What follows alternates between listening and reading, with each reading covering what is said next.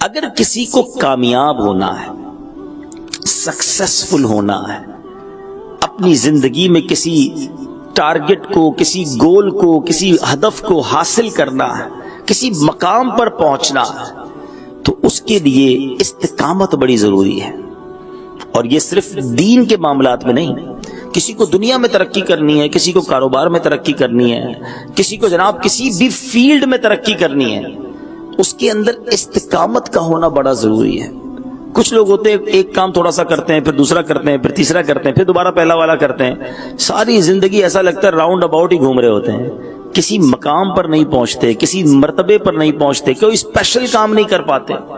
اب جیسے ماشاءاللہ دعوت اسلامی والے موجود ہیں، ہمیں اسلامی بھائی بھی یہ سوال کرتے رہتے ہیں کہ جناب استقامت کیسے ملے؟ اور استقامت جو ہے وہی راستہ ہے کامیابی کا، کسی جگہ پہنچنے کا۔ اور آخرت کے لیے استقامت، دین میں استقامت، ایمان پر استقامت، یہ کتنی ضروری ہے۔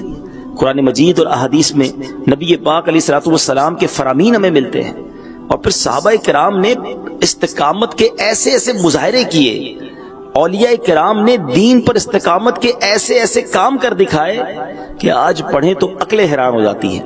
آج ایک صحابی رسول کا آپ کو واقعہ سناتا ہوں۔ صحابی رسول ہیں حضرت عبداللہ بن حذافہ رضی اللہ تعالیٰ عنہ۔ غیر مسلموں کے فوج نے، رومیوں نے آپ کو قید کر لیا اور اپنے بادشاہ کے سامنے پیش کیا۔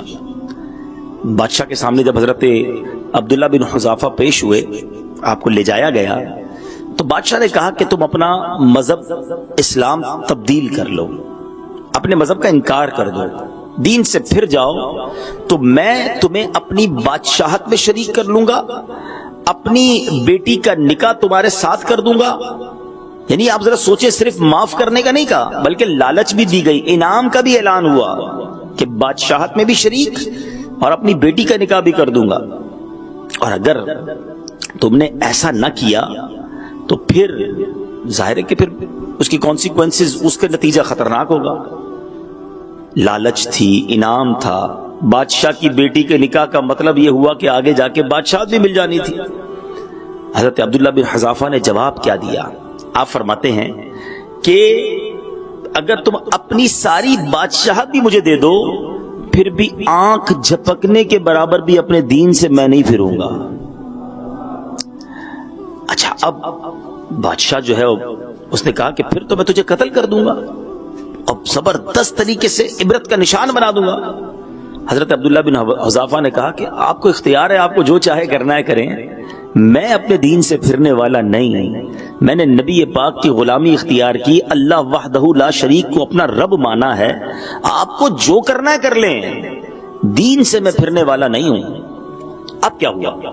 بادشاہ کے حکم سے تیر اندازوں کو بلایا گیا، باقاعدہ یوں سمجھیے کہ حضرت عبداللہ بن حذافہ کو سامنے کھڑا کیا گیا، اور اب تیر برسانے والے ماہر وہ کھڑے کر دیے گئے، اور اب بار بار آپ کے جسم پر تیر برسائے گئے، پتھر نہیں، تیر جو جسم میں پیوست ہو جاتا ہے، آپ کو تیر لگتے جاتے، اور آپ بار بار یہ کہتے کہ میں نے اپنے دین کو نہیں چھوڑنا ہے۔ تیر برسانے والے کہتے اپنے دین کو چھوڑ دو، پھر جاؤ اپنے دین سے۔ آپ صبر و استقلال کے پیکر بنے رہے، فرماتے ہرگز نہیں۔ اب آخر بادشاہ نے کیا کہا کہ ان کو سولی سے اتارا جائے، جسم جو ہے وہ زخموں سے چور چور ہو چکا تھا، کا سولی سے اتارو اور پیتل کی بنی ہوئی دیگ میں تیل ڈالو اور اس کے نیچے آگ جلاؤ۔ تیل ڈالا گیا، شدید آگ جلائی گئی، تیل کھولنے لگ گیا۔ آپ کو خوف زدہ کرنے کے لیے کیا کیا گیا؟ ایک مسلمان قیدی کو لایا گیا اور اس کھولتے ہوئے تیل میں ڈال دیا گیا۔ اس شخص کا گرم تیل میں جیسے ہی ڈالا گیا، گوشت جل گیا، فقط ہڈیاں چمک کر اوپر آ گئی۔ اب آپ سے کہا گیا ابھی بھی آخری موقع ہے، ایمان سے پھر جاؤ، ورنہ جو اس کا حال ہوا ہے وہی حال تمہارا ہوگا، ہمارا مذہب قبول کر لو ورنہ تمہیں بھی اس دیگ میں ڈال دیا جائے گا۔ اللہ اکبر! تصور کرتے جانا میرے پیارے اسلامی بھائی، کبھی زندگی میں اللہ نہ کرے ایسا امتحان میرا اور آپ کا لیا جائے تو ہمارا کیا حال ہوگا۔ آپ نے کیا کہا؟ آپ فرماتے ہیں میں اپنے دین کو ہرگز نہیں چھوڑوں گا، تم نے جو کرنا ہے کر لو۔ اب بادشاہ نے حکم دیا کہ ان کو بھی آگ میں ڈال دیا جائے۔ حضرت عبداللہ بن حذافہ کو اٹھایا گیا، جیسے اٹھا کر آگ میں ڈالا جانے لگا آپ کی آنکھوں سے ٹپ ٹپ آنسو گرنا شروع ہو گئے۔ بادشاہ نے کہا رک جاؤ رک جاؤ، واپس لاؤ۔ وہ سمجھا کہ اب آگ میں اس دیگ میں جانے کے خوف کی وجہ سے اب آپ کو زندگی سے محبت ہے، پیار ہے، غم ہو رہا ہے، رو رہے ہیں۔ تو کہا کہ کیا وجہ ہے؟ اب احساس ہو گیا تمہیں زندگی کتنی قیمتی ہے، اب آنسو بہ رہے تمہارے، ابھی بھی موقع ہے، بتاؤ پھر جاؤ اپنے دین سے۔ اللہ اکبر۔ حضرت عبداللہ بن حذافہ کیا کہتے ہیں؟ فرماتے ہیں میں اس لیے نہیں رو رہا کہ مجھے دیگ میں ڈالا جا رہا ہے، دنیا مجھ سے چھٹ رہی ہے، میں اس لیے رو رہا ہوں کہ میرے پاس ایک ہی جان ہے جسے میں راہ خدا میں قربان کر رہا ہوں۔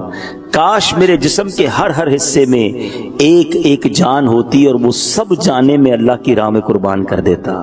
صحابہ کرام نے یہ پروف کیا، یہ ثابت کیا کہ ان کے نزدیک سب کچھ اللہ اور اس کے رسول کی اطاعت ہے۔ ایمان کی قدر کتنی تھی۔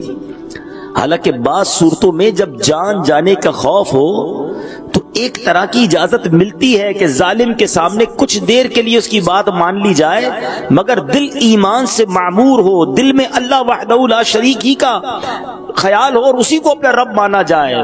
جان بچانے کے لیے بعض صورتوں میں اجازت ملتی ہے، مگر اللہ والوں کی شان نرالی ہوتی ہے، وہ ایک لمحے کے لیے بھی اپنی زبان سے بھی یہ ادا کرنے کے لیے تیار نہ ہوتے۔ اے میرے میٹھے اسلامی بھائیوں، دیکھا آپ نے استقامت تھی تو کیسی تھی۔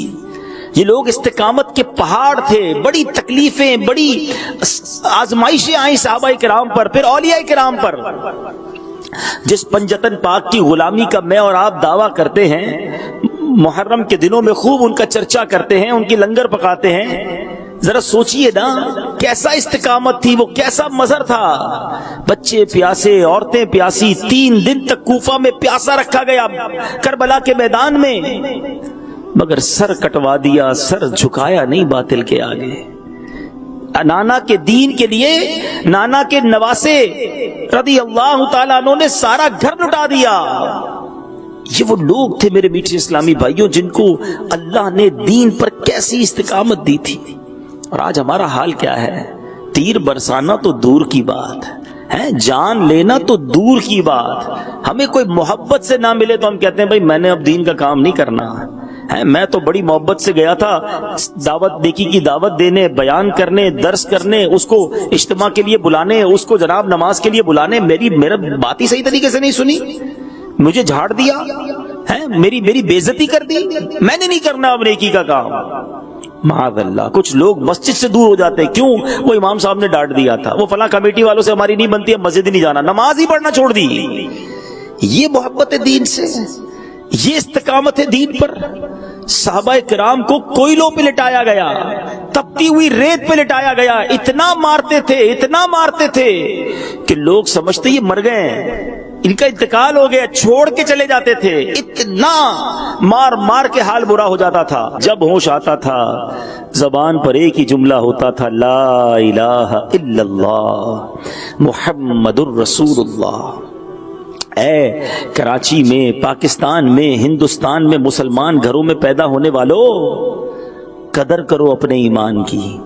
یہ اتنا آسانی سے اسلام نہیں پھیلا ہے، اتنی آسانی سے دین کی دعوت عام نہیں ہوئی ہے، بڑی تکلیفیں اٹھائی ہیں اللہ والوں نے، وطن چھڑوا دیے، شہر چھڑوا دیے، کاروبار چھین لیا گیا، سب کچھ لٹ گیا، مگر استقامت تھی۔ انہیں پتا تھا کہ اللہ کی راہ پر استقامت ہی کامیابی دلائے گی، اور وہی درکار ہے۔ اللہ اکبر۔ قرآن مجید فرقان حمید میں اللہ تعالیٰ کیا ارشاد فرماتا ہے؟ بے شک وہ جنہوں نے کہا ہمارا رب اللہ ہے، پھر اس پر قائم رہے، ان پر فرشتے اترتے ہیں کہ نہ ڈرو اور نہ غم کرو اور خوش ہو اس جنت پر جس کا تمہیں وعدہ دیا جاتا ہے۔ اللہ اکبر۔ جو لوگ اللہ کی بات پر، ایمان پر قائم رہتے ہیں، پھر فرشتے آ کے بشارتیں سناتے ہیں، جنت کا وعدہ بتاتے ہیں۔ اللہ اکبر۔ الفاظ تو سنیں کیا کہتے ہیں فرشتے؟ نہ ڈرو اور نہ غم کرو اور خوش ہو اس جنت پر جس کا تمہیں وعدہ دیا جاتا ہے۔ جنت کا کا وعدہ ہے ان کے ساتھ جو استقامت کے ساتھ ڈٹے ہوئے ہیں، جو اللہ کے احکام کو پریورٹی دیتے ہیں۔ سب سے زیادہ ضروری ہے رب کی ماننا، شریعت کی ماننا، نبی پاک کی ماننا۔ آج پرابلم یہ ہے ہم سب کی مانتے ہیں، رب کی نہیں مانتے ہیں۔ ہم باقی لوگوں کو راضی کرنے کے چکر میں رب کو ناراض کر رہے ہیں۔ ہم بیوی بچے